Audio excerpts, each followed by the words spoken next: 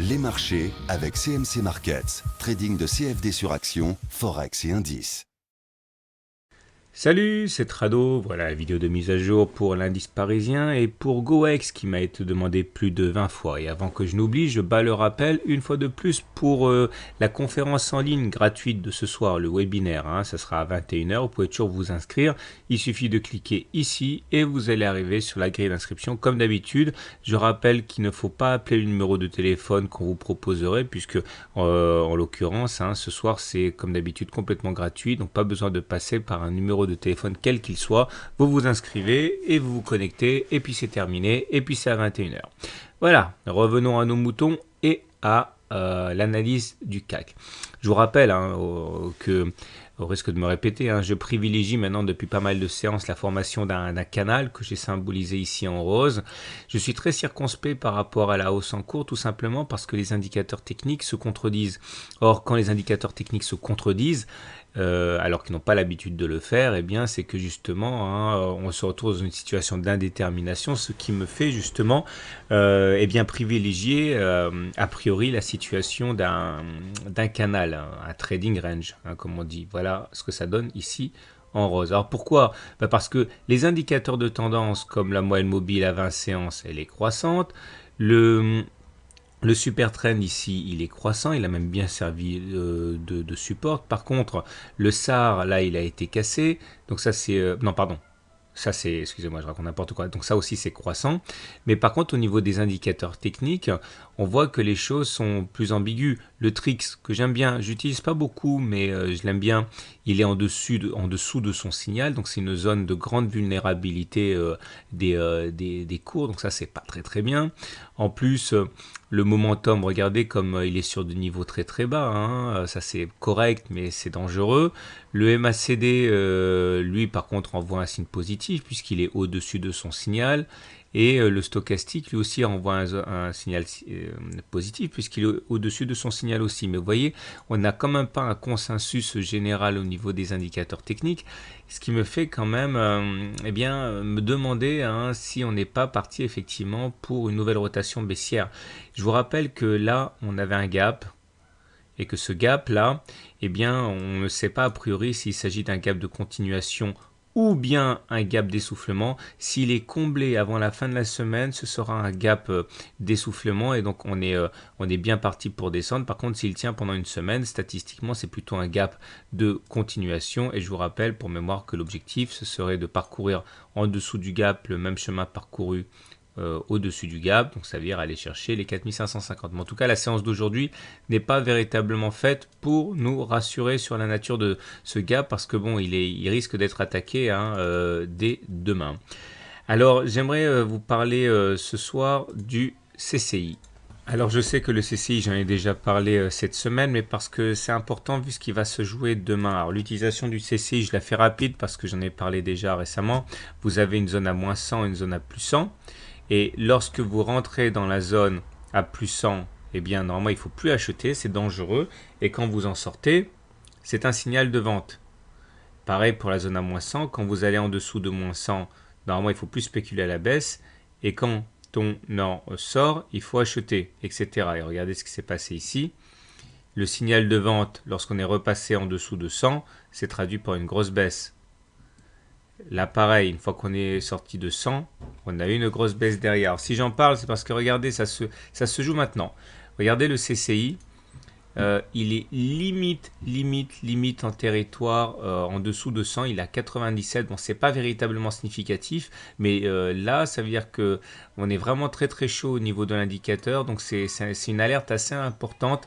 Ça vous donne l'opportunité de voir justement en temps réel, enfin demain ou après-demain, si ce signal vous convient dans votre trading system. Mais en tout cas, on risque d'avoir une belle attaque demain. Donc méfiez-vous, tout est qu'une question de statistiques. Mais statistiquement, quand on le CCI repasse en dessous de 100, c'est pas super bon. Voilà, j'espère avoir été complet. On va passer maintenant du côté de GoEx, qui, comme je l'ai dit, m'a été demandé. Et effectivement, la situation est un petit peu tendue. On va commencer par le moins bon pour terminer avec le meilleur. Là, on est en unité de temps journalière et vous voyez que GoEx a perdu quand même près de 8% aujourd'hui. En fait, on a été soutenu par un support là, hein, oblique orange, qui avait bien fait son office de support pendant très très très longtemps. Mais après avoir été attaqué sérieusement ici, il a finalement lâché là et on a eu une accélération baissière qui nous a amené à perdre quand même beaucoup de terrain avant de nous ressaisir en rebondissant sur la Bollinger inférieure. Et à partir de là, on a eu un rebond technique, mais ce rebond technique a fait long feu et aujourd'hui on abandonne donc 8%. Et statistiquement, dans ce genre de situation, eh bien, il y a de fortes chances pour qu'on aille chercher la Bollinger inférieure à nouveau. Donc méfiez-vous. La moyenne mobile à 20 séances est plate. Si jamais elle devenait baissière, faites attention, on passerait en tendance baissière. Pour l'instant, elle est juste plate, donc c'est trop tôt pour dire qu'on est en tendance baissière. Mais ce qui est sûr, c'est qu'on n'est plus en tendance haussière, puisque pour qu'on soit en tendance haussière, il faudrait qu'on soit au-dessus de la moyenne mobile à 20 séances croissantes. Là, on est en dessous de la moyenne mobile à 20 séances croissantes. Maintenant, les indicateurs techniques là aussi sont assez dégradés. Bon, vous l'avez compris, hein, le Trix est en dessous de son signal. Regardez d'ailleurs, en suivant le Trix, on voyait que lorsqu'il a croisé son signal à la baisse, c'était ici. On pouvait déjà anticiper hein, la période assez dure qu'allait traverser GoEx. Là, pareil, hein, le fait que le momentum soit passé négatif, c'était ici, ça laissait augurer des difficultés. Le croisement MACD signal aussi. Bon, on a été relativement bien prévenu hein, de la chute qui allait arriver. Bon, maintenant, vous avez compris, hein, la situation n'est pas dramatique, mais ça, un contact avec la Bollinger inférieure vers 18,9 me semble effectivement assez difficile à éviter. Maintenant, si on veut se passer un petit peu de baume au cœur, il faut passer du côté de l'hebdomadaire. Pourquoi? Parce que là, par contre, ça reste plutôt très positif. Regardez, la moyenne mobile à 20 semaines, elle est haussière. Le super trend là, qui en fait indique la tendance de fond est toujours en dessous des cours, il est vert, donc ça aussi ça montre que la tendance de fond est haussière. Regardez comme il y a eu une grosse attaque la semaine dernière qui est venue justement toucher le super trend et la moyenne mobile à 20 semaines et qui a bien rebondi. Donc on a bien joué notre rôle de support avec ces indicateurs. Et bon, a priori, hein, on est toujours en tendance haussière de long terme. Ombre au tableau, le SAR. Hein, la troisième sentinelle concernant la tendance qui, elle, par contre, a basculé. Elle est baissière, mais on est à 2 indicateurs sur 3 de tendance qui sont plutôt haussiers. Je vous rappelle comment ça fonctionne, hein, les Fibonacci. Vous prenez le plus bas de la jambe de hausse, le plus haut de la jambe de hausse. En fait, ça se trace tout seul. Hein, vous tracez comme ça, pouf. Bon, bref. Et ça vous donne des niveaux, 23,6, 38,2, 50, etc. Et on sait que chacun de ces niveaux correspond à la fois à un objectif et à un support. Une fois qu'on casse un de ces niveaux, généralement on va chercher le suivant. On a cassé les 23,6, on est donc allé chercher les 38. Mais les 38 ont été perforés, mais en clôture, on est repassé au-dessus. Donc on peut considérer que les 38,2 n'ont pas été cassés. Ça veut dire que pour l'instant, le niveau des 38,2% de Fibonacci joue un rôle de support. Si jamais on devait casser en dessous des 38,2% en clôture, donc comme ça, hein, et bien dans ce cas, on irait sans doute chercher le niveau suivant des 50%. Mais pour l'instant, ce n'est pas le cas. Il faudrait vraiment préserver en clôture ce niveau des 19,35 à la fin de la semaine. Et encore, je vous rappelle, hein, on a bien rebondi ici. Au niveau des indicateurs techniques, c'est médiocre. Le stochastique, il est en dessous de son signal. C'est pas bon. Le MACD, il croit son signal à la baisse. Ben, vous avez compris que c'est pas génial non plus. Le momentum, heureusement, est positif. Malheureusement, il est en décroissance aussi. Le Trix, bon ben pareil, hein, pas grand chose de neuf, hein, il a basculé négatif ici, enfin en dessous de son signal, donc en gros on a souffert depuis ce moment-là. Fiez-vous à ces indicateurs qui, quand ils convergent tous dans le même sens, donnent quand même des indications assez intéressantes. Par contre, je voudrais vous attirer sur le terrain du CCI. Le CCI, il est là.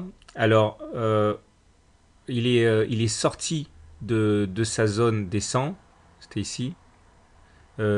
Si jamais on devait repasser au-dessus, ça pourrait être très très positif. Donc suivez hein, au cas où il repasserait au-dessus de 100. Pour l'instant, il en est sorti de la zone des 100. Donc chaque fois que ça se passe, on a quand même un petit peu de turbulence. En tout cas, pour faire simple, la dynamique, elle est baissière, mais on a des supports qui sont importants. Tant que ces supports tiennent, eh bien, il n'y a pas de souci à se faire. il faudra néanmoins tenir ces fameux supports. Voilà, je terminerai en disant que si vous avez aimé ces histoires d'indicateurs, ce soir sur mon blog, donc vous l'avez compris à 21h, il y a une conférence en ligne, c'est gratos, inscrivez-vous, suivez le lien que je vous ai indiqué et vous pourrez sans doute en apprendre beaucoup si vous êtes débutant, voire même intermédiaire en analyse technique. À bientôt et à demain en l'occurrence pour une mise à jour.